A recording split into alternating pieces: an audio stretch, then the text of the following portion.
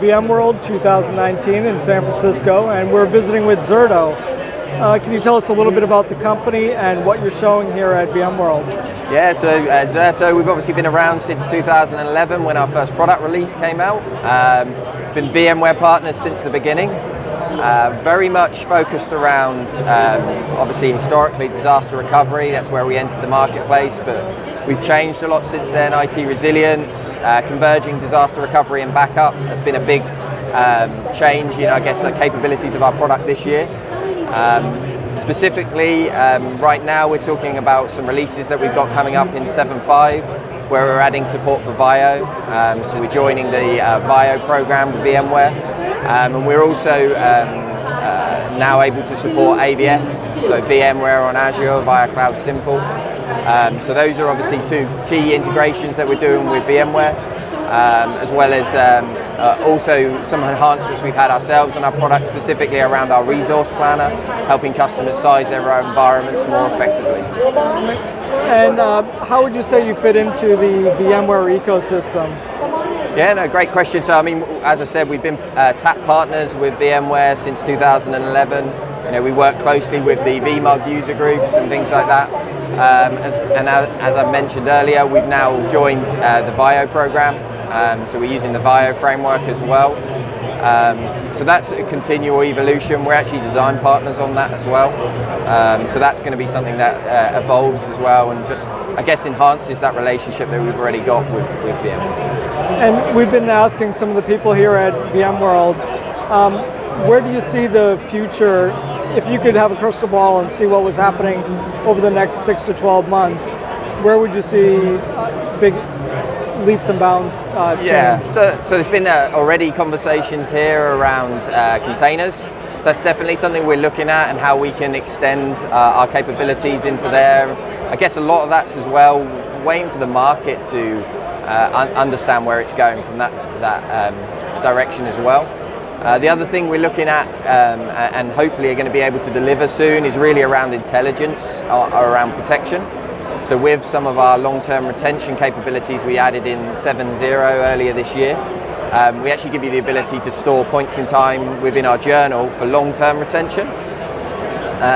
What I'm hoping that we will see is actually utilizing our analytics platform to identify high change rates and things like that, automatically protect you during those, because essentially those could be even meaningful changes that you've meant to make, but obviously if it's a large change you probably want to protect it immediately. Alternatively, it could be something like ransomware encrypting your files.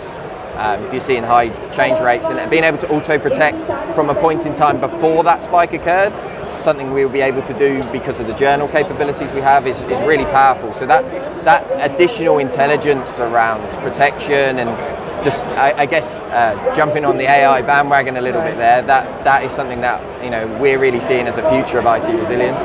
Great. Would it be possible for us to maybe see a demo of your product? Absolutely. We can. I could probably show you the resource planner that we've released and how it can help you size your environments. That'd be great. Cool. So what are you going to show us? So we're going to show you, obviously, one of our announcements at VMworld, our resource planner. So it's part of our analytics platform, which is SaaS delivered. And ultimately, it's about enabling customers to size their workloads appropriately with regards to protection. So things like bandwidth, storage requirements, and things like that. Great. So obviously, this is our analytics portal. And we now have a planning tab in here. So when you select your planning tab, you have your Zerto virtual managers running and are connected to your VMware environments on premise or wherever they're running. And they'll be reporting into here all of the I/O statistics of your VMs, etc. So once they're reporting in, you can then use VM selection. You can choose which site, so you might have many sites here. So if I just choose Phoenix, you can see I've got quite a few VMs listed here. I can select which VMs I want to protect. So if I just select all of them in this instance, I can choose where I want to protect them to. So we choose vCenter as a target, choose save. And what it will then do is it will go ahead and produce a report showing you all of the statistics and utilization of these particular workloads.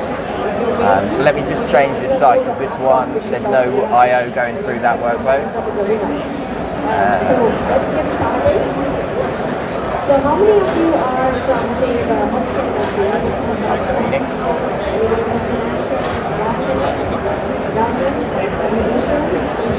Let's use these ones instead.